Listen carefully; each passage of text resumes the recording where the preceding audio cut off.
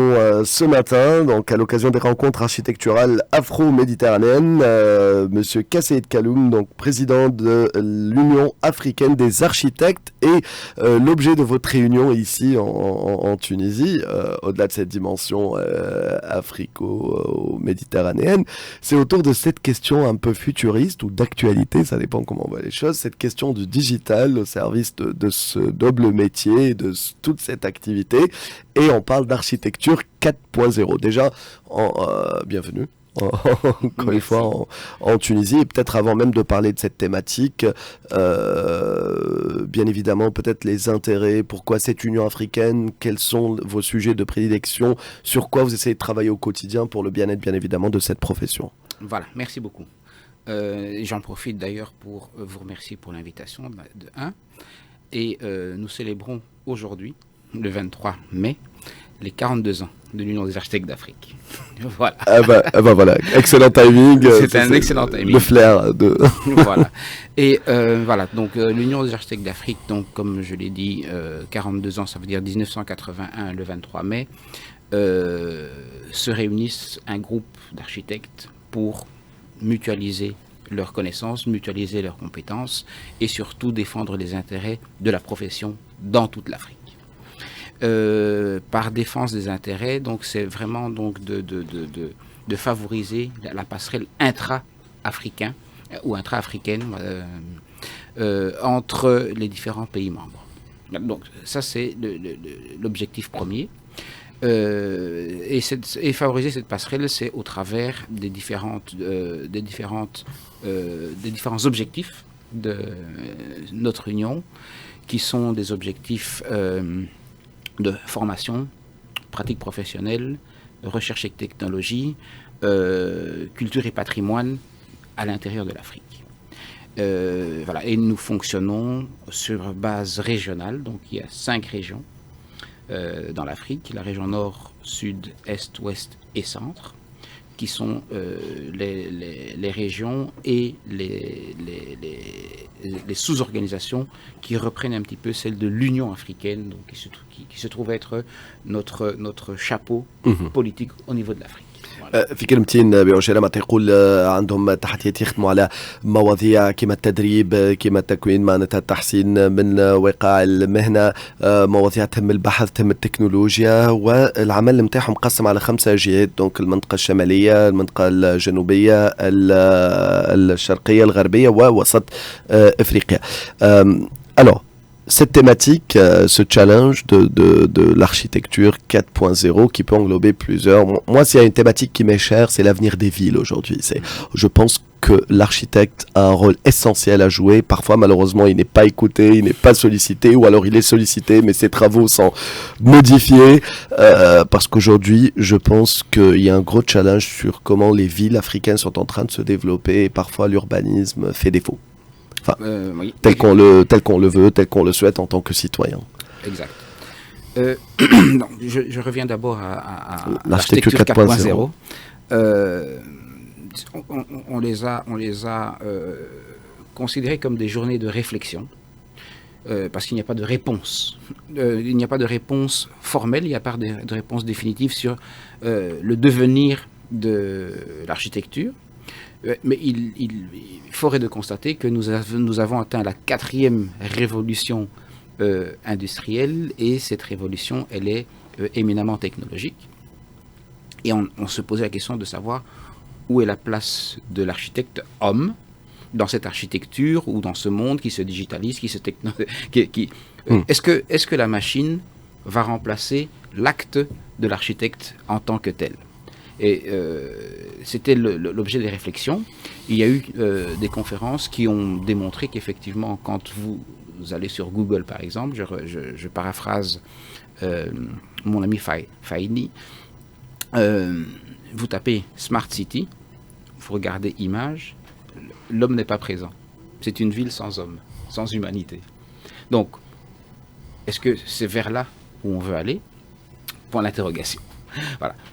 Je pense, quant à moi, que l'architecte va devoir réinventer son métier, puisque l'AutoCAD, les différents logiciels peuvent dessiner des maisons. des maisons qui seront dimensionnées, qui seront bien orientées, mais où l'aspect humain... Est-ce qu'ils peuvent imaginer nos vies? Voilà. D'accord, c'est ça la question. L'architecte est un scénariste, en fait. Voilà. Il va scénariser la vie de la famille, la vie de l'entreprise qui va travailler dans cet espace-là. Et cette dimension-là, cette dimension du sensible, 4.0, je ne sais pas si on est déjà à ce niveau-là en termes de réalisation sensorielle et sentimentale dans la partie technologie. Voilà. Donc, je pense qu'on n'y est pas encore. Et donc, l'architecte va devoir se réinventer parce qu'il va gagner du temps, parce que la machine fait tout ce qu'il y a d'ingrat, entre guillemets, de rébarbatif dans la partie production architecturale, et prendre plus de temps pour l'humain. Parce que vous posez tout à l'heure la question, la ville de demain. Justement. On aura la possibilité de pour penser... Pour l'instant, j'ai envie de dire, peut-être pas un peu d'exagération, mais c'est pas glorieux ce qu'on voit dans nos villes. À qui la faute? Je pense que la première des choses, c'est nos politiques urbaines. Ok. La ville, c'est le reflet de la société. Ok. Nous avons donc ce qu'on appelle l'exode de la ruralité qui va vers la cité, vers la ville, mais sans une politique claire d'accompagnement.